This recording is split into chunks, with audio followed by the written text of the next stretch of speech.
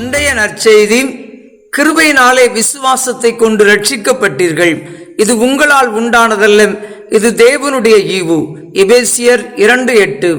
மனிதன் எவ்வளவு முயன்றாலும் தன்னுடைய பலத்தால் ரட்சிப்பை அடைய முடியாது.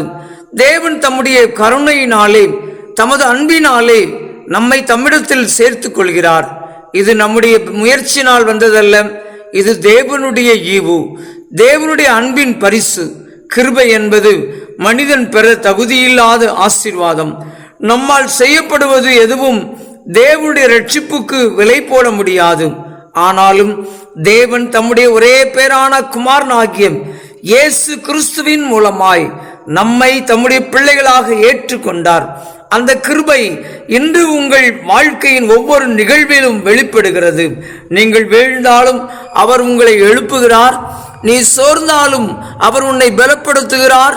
நீ தகுதியற்றவன் என்று நினைத்தாலும் அவர் சொல்கிறார், நான் உன்னை கிருபையால் தெரிந்தெடுத்தேன் என்கிறார். இவைகளெல்லாம் உங்களால் உண்டானதல்ல, இது தேவனுடைய ஈவு.